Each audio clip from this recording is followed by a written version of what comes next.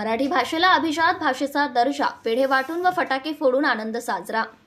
मराठी भाषेला अभिजात भाषेचा दर्जा मिळाला म्हणून आमदार श्री इंद्रनील नाईक मित्र परिवाराच्या वतीने पुसद बस स्थानक परिसरामध्ये पेढे वाटून व फटाके फोडून आनंद साजरा करण्यात आला। नुकत्याच प्रकाशित झालेल्या लोकराज्य या मासिकामध्ये आमदार इंद्रनील नाईक यांनी वसंतरावजी नाईक साहेब यांच्या जीवनावर लिहिलेल्या लेखामध्ये वसंतरावजी नाईक साहेब यांच्या मराठी भाषेला अभिजात भाषेचा दर्जा मिळावा या मागणीचा आवर्जून उल्लेख केला आहे। हरित क्रांतीचे जनक महानायक वसंतरावजी नाईक साहेब यांनी मराठी माणसावर जेवढे प्रेम केले तेवढेच मराठी भाषेवर सुद्धा प्रेम केले। मराठी भाषेला अभिजात भाषेचा दर्जा मिळावा म्हणून दिल्ली दरबारी मागणी करणारे वसंतरावजी नाईक साहेब यांची आज स्वप्नपूर्ती झाल्याची प्रतिक्रिया आमदार इंद्रनील नाईक यांनी सत्ताशाही न्यूज चॅनलच्या प्रतिनिधीशी बोलताना दिली आहे। प्रत्येक मराठी माणसाने एक दुसऱ्याचे आनंदाने अभिनंदन करावे असे सोन्याचे दिवस आज उगवले आहे। त्यामुळे उपस्थित महायुतीच्या कार्यकर्त्यांनी देशाचे पंतप्रधान आदरणीय नरेंद्रजी मोदी आणि त्यांच्या मंत्रिमंडळाचे आभार मानणारी प्रतिक्रिया इंद्रनील नाईक मित्रमंडळाचे प्राध्यापक नरेंद्र जाधव यांनी दिली आहे। महाराष्ट्रामधील तमाम मराठी माणसाचे अगदी मनस्वी अभिनंदन।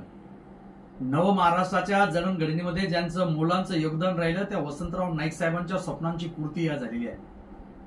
या महाराष्ट्रामध्ये राहणाऱ्या 18 पगड जातींच्या विविध धर्मातील सर्व बांधवांना एकत्रित बांधणारा धागा म्हणजे आमची माय माऊली मराठी। आणि आज आमच्या या माय माऊली मराठीला केंद्र सरकारकडून अभिजात भाषेचा दर्जा मिळालेला आहे आणि मराठी भाषेला अभिजात भाषेचा दर्जा मिळावा म्हणून दिल्ली दरबारी सर्वप्रथम वसंतरावजी नाईक साहेब यांनी मागणी केली होती आणि मराठी भाषेला आज मिळालेला अभिजात भाषेचा दर्जा ही वसंतराव नाईक साहेबांची स्वप्नपूर्ती आहे। प्रत्येक मराठी माणसांच्या स्वप्नपूर्ती आहे, प्रत्येक मराठी माणसाचा तो सन्मान आहे, महाराष्ट्राचा सन्मान आहे आणि केंद्र सरकारने दिलेल्या या सन्मानाबद्दल आदरणीय देशाचे पंतप्रधान नरेंद्रजी मोदी आणि त्यांच्या मंत्रिमंडळाचा एक मराठी माणूस म्हणून मनापासून आभार। 2 ते 3 दिवसापूर्वी या महिन्याचं महाराष्ट्र राज्य सरकारचं जे लोकराज्य मासिक प्रकाशित झालं त्यामध्ये वसंतरावजी नाईक साहेब यांच्या जीवनपटावर माझे नेते आदरणीय इंद्रनील नाईक साहेब यांचा जो लेख आला त्या लेखामध्ये इंद्रनील नाईक साहेब यांनी स्पष्ट उल्लेख केलेला आहे की मराठी भाषेला राजभाषेचा दर्जा मिळावा, अभिजात भाषेचा दर्जा मिळावा ही मागणी वसंतरावजी नाईक साहेब यांनी दिल्ली दरबारी ठामपणाने केली होती आणि आज त्यांच्या मागणीला देर आहे, दुरुस्त आहे, पण तो मराठी माणसाचं स्वप्न आज पूर्ण झालेलं आहे आणि मराठीला अभिजात भाषेचा दर्जा मिळालेला आहे।